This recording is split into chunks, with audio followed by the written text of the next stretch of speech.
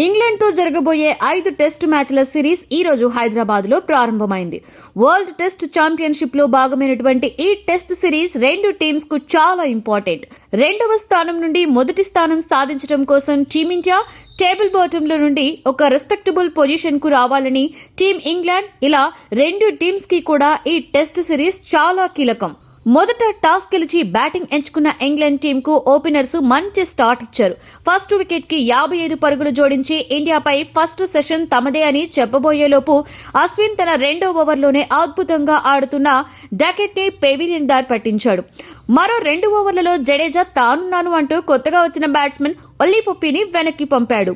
30 yards లో చక్కటి fielding చేసినటువంటి సిరాజ్ సహాయంతో మరుసటి ఓవర్లోనే సెట్ బ్యాట్స్మెన్ జాక్ క్రాబ్లీని అశ్విన్ అవుట్ చేశాడు. అప్పటికి ఇంగ్లాండ్ స్కోర్ 60 ఫర్ 3 వికెట్స్. అవును, 5 రన్స్ కే ఇంగ్లాండ్ 3 వికెట్స్ ని కోల్పోయింది. తర్వాత వచ్చిన batsmen Joe Root, Jonny Bairstow England batting lineup కుప్పకూలకుండా చాలా ప్రయత్నం చేశారు. కానీ అక్షర వేసినటువంటి ఒక చక్కటి బంతికి క్లీన్ బౌల్డ్ అయ్యాడు జానీ బెయిర్స్టో.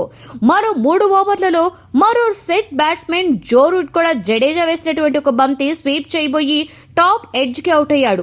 దాని తర్వాత వచ్చినటువంటి ఇంగ్లాండ్ కెప్టెన్ బెన్ స్టోక్స్ తప్ప ఇండియన్ స్పిన్ దాటికి ఏ ఒక్క బ్యాట్స్మెన్ కూడా నిలవలేకపోయారు. బెన్ స్టోక్స్ మాత్రం ఇన్నింగ్స్ కి హోల్డ్ చేయడానికి చాలా ప్రయత్నించాడు, కానీ లాభం లేకుండా పోయింది. 88 బంతులలో 70 పరుగులు చేసి ఇంగ్లాండ్ ను 240 రన్స్ కు చేర్చాడు. ఆ 70 పరుగులలో 3 భారీ సిక్స్లు, 6 ఫోర్లు ఉన్నాయి. సెంచరీ వైపు దూసుకుపోతున్న స్ట్రోక్స్ ను బూమ్రా తన క్లాసిక్ యార్కర్ తో క్లీన్ బౌల్ చేసి ఇంగ్లాండ్ ను ఆల్అౌట్ చేశాడు. ఫస్ట్ డేనే ఇంగ్లాండ్ ను ఆల్అౌట్ చేసిన టీమిండియా ఒక మంచి లీడ్ సంపాదించుకునేందుకు ఒక చక్కటి అవకాశం దొరికింది. ఓపెనింగ్ కి వచ్చినటువంటి జైస్వాల్ మరియు captain Rohit Sharma T20 style attitude తో ఇన్నింగ్స్ ని మొదలు పెట్టారు. రెండో ఓవర్ నుండి స్పిన్ తో స్టార్ట్ చేసిన టీం ఇంగ్లాండ్ కు జైస్వాల్ మరియు రోహిత్ 4లు 6లతో సమాధానమిచ్చారు. 12 ఓవర్లో ఒక మిస్ హిట్ కారణంగా రోహిత్ లీచ్ బౌలింగ్ లో వెనుతిరిగాడు. 27 బంతులలో 24 పరుగులు చేసినటువంటి రోహిత్ ఈ ఇన్నింగ్స్ లో కేవలం 3 ఫోర్లు మాత్రమే కొట్టాడు. తర్వాత వచ్చినటువంటి గిల్ మాత్రం ఆచితూచి ఆడుతూ ఆట ముగిసే సమయానికి 43 బంతులలో 14 పరుగులతో నాట్అవుట్ గా నిలిచాడు. మరోవైపు ఉన్నటువంటి జైస్వాల్ 70 బంతుల్లో 76 పరుగులు చేసి నాట్అవుట్ గా నిలిచాడు.